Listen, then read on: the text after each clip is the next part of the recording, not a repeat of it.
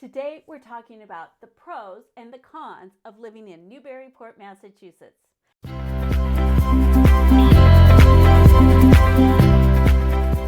There are a lot of pros living in Newburyport, and in reality, there are very few cons in my opinion. But that is because I love Newburyport.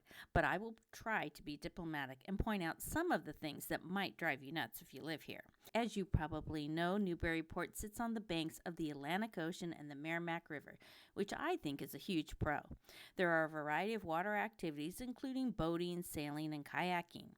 Plum Island is located in two jurisdictions, Newburyport and Newbury, both having beach access, and then there is the federal park at Plum Island, which also offers beach activities. Being near both salt and freshwater, there's an abundance of birds, and Plum Island is a destination for serious birders. This is a major pro, and the open, expansive beach and adjoining estuary allows for birds like the piping plover and the snowy owls to visit regularly. During the summer months, the beach area is also home to the well-known biting greenhead fly, otherwise known as greenheads. It makes it uncomfortable to be on the beach, and I would list this as a con, but it only happens for a couple weeks during the summer and is nothing that some good bug spray can't take care of. The beach is a magical place if you like the ocean, and no 2 days are alike. There's also a tidal sandbar that you can swim out to, and that makes the beach day interesting, along with miles of walkable beach if you want a little exercise. I would list these things as a pro. Beach parking is limited, and you do have to pay for parking. However, residents can buy a beach sticker and park in the resident parking lots and on the street. So I will list this as a pro since it's a perk for being a resident. Newburyport was an affluent town, and Edward Moseley had an estate here, which is now called Maudsley State Park, which was acquired by the state in 1985. It offers day visit use for a parking fee, and if you buy an annual state parking pass that is good for all of the state parks, it becomes very economical.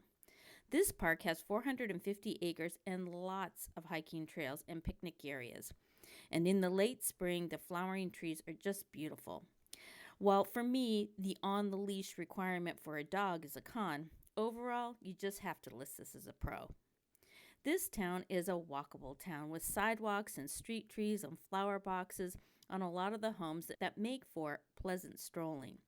There is a lot of colonial architecture that is inviting, and I would rank this as a pro.